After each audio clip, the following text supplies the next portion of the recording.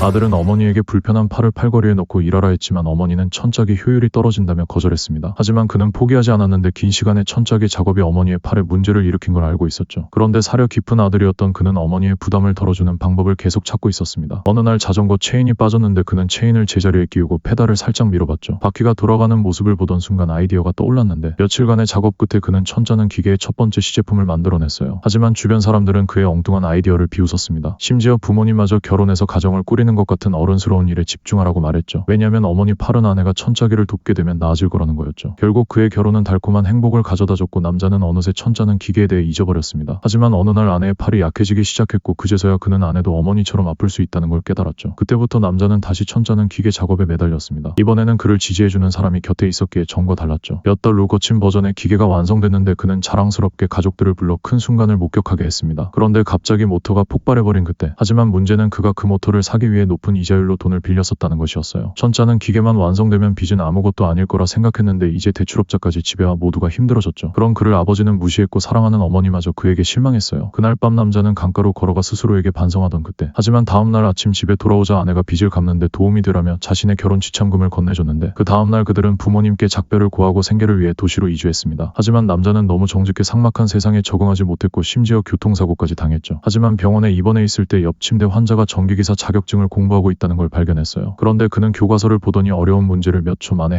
해결해버렸습니다. 감동받은 환자가 그를 건설회사에 소개해줬고 마침내 안정적인 직장을 찾았죠. 1년 후 부부는 태어난 아기와 함께 고향으로 돌아왔고 부모님은 무척 기뻐하셨어요. 하지만 남자는 아직도 자신의 천자는 기계에 미련을 버리지 못했는데 이것이 아버지를 너무 화나게 해서 기계를 태워버렸습니다. 그 순간조차도 오직 아내만이 포기하지 말라고 말해줬어요. 그래서 남자는 낮에는 일하고 밤에는 기계를 연구했고 마침내 1년이 지나 두 번째 기계를 완성했는데 그때 아내가 뭔가 잘못됐다고 말했어요. 천을 짜는 동작은 단순한 원형이 아니라 팔자 모양의 패턴이어야 한다는 거였죠. 남자는 순간 더 나아갈 용기가 없었고 화가 난 그는 부품들을 분해해서 고물상에 팔아버렸어요. 하지만 절망감을 느끼던 어느 날 아내 손에 든 실 부품을 보는 순간 갑자기 아이디어가 떠올랐습니다. 그는 고물상으로 달려가 모든 부품을 다시 사들였고 조심스럽게 기계를 재조립하고 조정했죠. 그리곤 다시 한번 그를 비웃던 이웃들까지 초대했습니다. 그가 마침내 완전한 확신을 가지고 스위치를 누른 그때, 하지만 아무 일도 일어나지 않았는데 다행히 그냥 오래된 전선 때문이라 그는 빠르게 고쳤어요. 기계가 부드럽게 돌아가자 마침내 인도에서 손으로 천을 짜던 시대가 끝났는데 여러분은 이게 엄청난 발명인 게 맞죠?